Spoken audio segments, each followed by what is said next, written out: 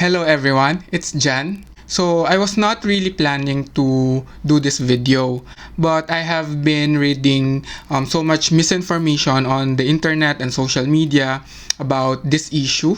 Kaya nag-decide ako to do my own research and to compile some of the information that I have gathered online and clarify some of these misleading claims. I guess sobrang annoyed lang ako kapag nakakakita ako ng mga tao sa kapangyarihan o mga public officials na nagsisinungaling or ginagawang bobo yung mga Pilipino. I am referring to two yellow girls from the kabilang parlor.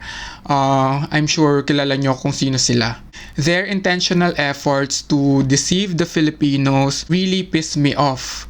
And it should piss you off too.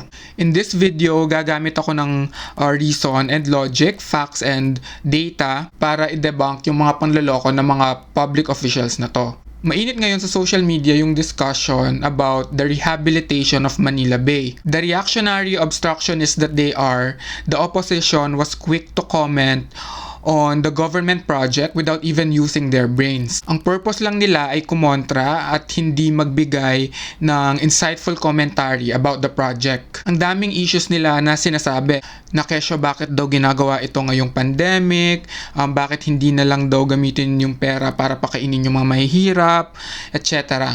May mga nagsasabi din na hindi daw ito maganda sa environment. So, sa video na to, hihimayin natin yung mga issues para mabigyan ng linaw ang mga ito at para na rin ma-expose natin kung paano nila minamanipulate yung pag-iisip natin para lang isulong yung sarili nilang political interests. So, number one, they say that the Manila Bay Rehabilitation is a misplaced priority. I have said this before and I will say it again.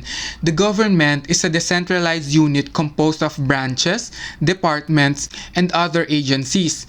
The government can multitask. Just because we're dealing with a pandemic doesn't mean that the management of other sectors of public administration must stop. Although lahat ng mga departments na yan, lahat ng mga agencies na yan, may ginagampanang role sa kasalukuyang pandemic, may kanya-kanya din silang trabaho.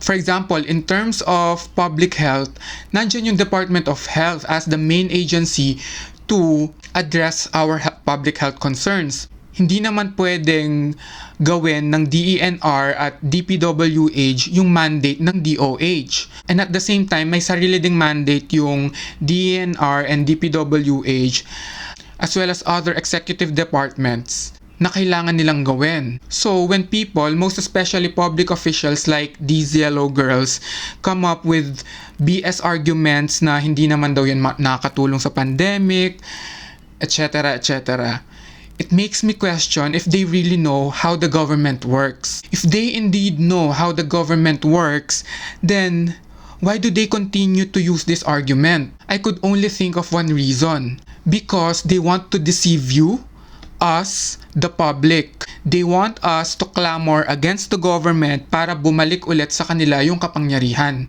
Yun lang naman talaga yung gusto nilang mangyari. They do not mean well. Otherwise, they will use their resources, their intelligence, kung meron man, before they speak. Ang sabi nila, bakit daw ito ginagawa ng government during the pandemic? The truth is, the project came way before the pandemic occurred. So while doing my own research, I saw this good opinion piece from Rafael Ongpin. He discussed in this piece the whole history behind the Manila Bay Rehabilitation. Panigurado, merong mga government critics na magsasabi na yung article ay pro-government, na DDS itong si Ongpin. But he is not. In fact, it's the opposite. He is actually a government critic. How do I know?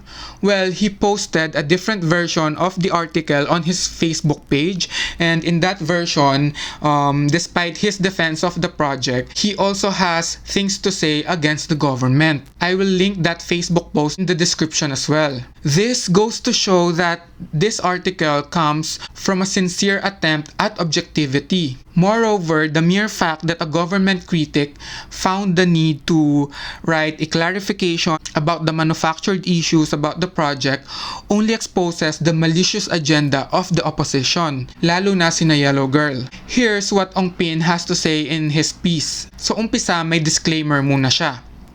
Ang sabi niya, the point of this article is not to defend the government's actions, but try to examine the issue a little more objectively. In fact, let's talk about science and numbers. I appreciate him for this. You know, there's nothing wrong with disagreeing with each other on some issues. Sana kung makikipag-argue yung kabilang parlor, gumamit naman sila ng matalinong arguments na base sa facts, base sa verified information, base sa data, at hindi lang yung puro appeal to emotion.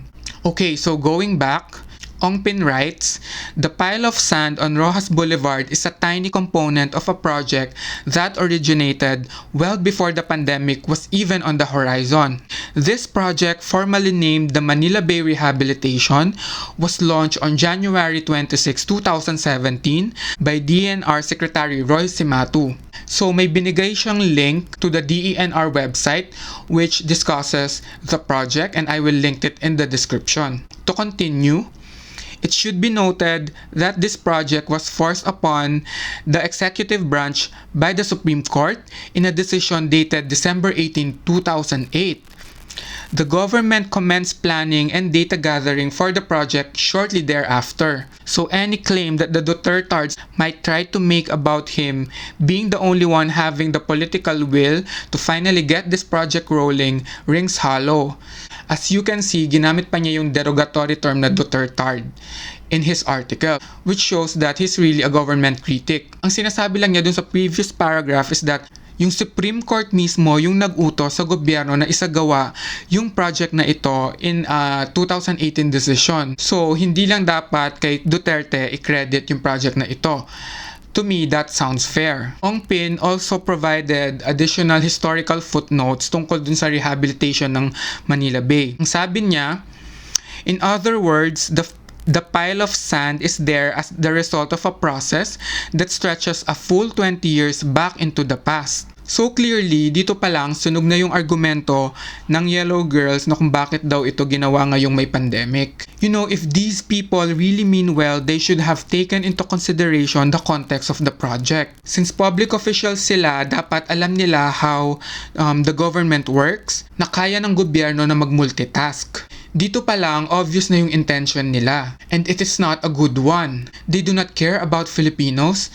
They only care about their political interests. May sinasabi pa na kesyo dapat daw yung budget doon sa rehabilitation project ginamit na lang para pakainin yung mga mahihirap. Ito yung sagot ni Attorney Ahmed Paglinawan sa Luminous Facebook page. Government budget allocations and allotments for the current year were done at the end of the previous year. Money allocated for every project is already assigned for implementation, and the agencies responsible for doing the same have no other power but to implement the project and spend the money. Failing to do that is illegal. Refusing to do that is illegal. Using the money for something else without a law, amending the budget law is illegal. There is nothing you can do to that money except spend it the way the law commands it to be spent.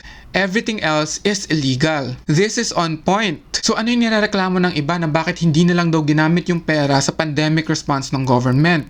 But you know what? I think at this point, wala na talagang pakialam sina Yellow Girls kung logically or legally sound ba yung mga assertions nila o hindi. My evaluation is at this point, it is all about the optics. They want to create the illusion that they are for the poor Filipinos by trying to appeal to their emotions. Sinusubukan na lang nila na umapela sa emosyon ng mga mahihirap para makuha yung simpatya nila para sa 2022 elections. Wala silang pakialam kung sound ba o basura yung mga polisiya na pinopropose nila. Nire-reveal lang nito yung traponess nila. May mga nagsasabi din na masama daw yung project sa environment. This is another lie being propagated by the kabilang parlor. Paano magiging masama sa kalikasan yung rehabilitation ng Manila Bay? Kaya nga ito tinawag na rehabilitation, di ba? The Manila Bay Rehabilitation has 3 phases. The phase 1 is cleanup and water quality improvement. Phase 2 is rehabilitation and resettlement. Phase 3 is education and sustainment. Masama ba itong mga to sa kalikasan? Sasabihin nila yung pagkuha raw ng dolomite from Cebu yung masama sa kalikasan. But according to an article from the Inquirer, the Central Visayas Office of the Mines and Geosciences Bureau or MGB on Saturday said it had issued a permit to transport dolomite from Cebu province to the Manila Bay Rehabilitation Project. The Mines and Geosciences Bureau is the primary government agency under the DENR, responsible for the conservation, management, development, and the proper use of the country's mineral resources, including those in reservations and lands of public domain. Towards the end, MGB is primarily responsible for the rational administration and disposition of mineral lands and resources, development of mining, geological, metallurgical, chemical, and related technologies through basic and applied researches and inventory of mineral resources. Ang ibig sabihin, pinag-aralan na ng MGB yung environmental impacts ng transportation ng dolomite bago pa yan bigyan ng permit. Sinasabi niyo ba sa akin na mas magaling yung Yellow Girls kaysa sa mga experts dyan sa MGB? According to the same article, the Dolomite Mining Corporation quarried the dolomite at Barangay Pogalo in Alcoy, Cebu. The raw dolomite quarried by DMC was delivered to its sole buyer, the Philippine Mining Service Corporation, for processing to various desired sizes and marketable products. MGB7 also said that the dolomite products in Alcoy are regularly marketed to several buyers here and abroad, such as Taiwan and Japan. Locally, dolomites in Cebu are shipped to Misamis Oriental, Pasig City, Davao City, Manila, and other cities in Cebu. Ibig sabihin, bago pa ito i-sensationalize ng media ang pagtransport ng buhangin sa Manila Bay, nag-e-export na ng dolomite ang Alcoy Cebu hindi lang sa ibang parte ng Pilipinas kundi abroad. So, why is the transportation of sand from Cebu to Manila Bay being blown out of proportion? Are they trying to pit Filipinos against their fellow Filipinos? Who is now trying to create national disunity? Hindi ba sila? The Cebuanos must not fall for their trap. Those people who are purposefully trying to divide us are the real enemies. And finally, may mga kumakalat ding meme na nagsasabi na poisonous daw yung dolomite when inhaled. Dolomite has been used by other countries in their beach nourishment projects. While researching, I stumbled upon a post on a Facebook group of UP alumni discussing this issue. One commenter, an engineer, said that dolomite has been used overseas, such as in Israel, for their beach nourishment project. I'll provide a link to the post in the description below, but I'm not sure if everyone can access it since it's on a Facebook group. The engineer cited a study of an Israeli beach nourishment project where dolomite is considered as one of the alternative filling materials. Link is in the description as well. This screenshot is from that study, and as you can see, on number 4, dolomite and limestone pebbles are being considered as alternative filling materials for their beach nourishment project in Israel. The commenter also said that dolomite is not a sand. Here's what he said. Crushed dolomite boulder are considered pebbles. Pebbles are technically across the size range of 4mm to 64mm. Sand is finer. So ang sinasabi niya, mas maliit pa sa 4mm yung sand. Dolomites are pebbles. He also said that it is silica that is hazardous. The person also cited the International Marine Solid Bulk Cargoes Code, which states that dolomite is categorized as having no special hazardous effect. Ang sabi pa niya, even ordinary or natural sand found in any beach of the desert can be hazardous and can cause lung fibrosis, etc. This makes sense. Lahat naman ng uri ng buhangin makakasama sa baga mo kung intentional mong sisinghutin. Sino ba namang taong nasa tamang pag-iisip yung pupunta sa Manila Bay at sisinghutin lahat nung nilagay doon na dolomite? So, unless these people can cite actual studies verifying their own claims, there is no credibility to their assertions. I don't have any further comments on the issue except that the government should not let the opposition derail its well-meaning projects and programs and let them dictate the narrative. The government must focus on doing its job. In my own evaluation, the project looks sound. And it's been a long time coming. The potential social and economic benefits are also quite significant. So, tuloy lang dapat yung proyekto. To the Filipino public, I hope this serves as an opportunity for us to evaluate how the opposition is trying to win our vote in the upcoming 2022 elections. Anong matinong policy proposal ba ang naipresenta nila sa atin? Ano ang intensyon ng mga kritisismo nila laban sa gobyerno? Constructive ba yung mga kritisismo o mapanira lang? May laman ba yung mga sinasabi nila o mema lang? These people are trying to win your vote so they can lead you. What does your intuition say?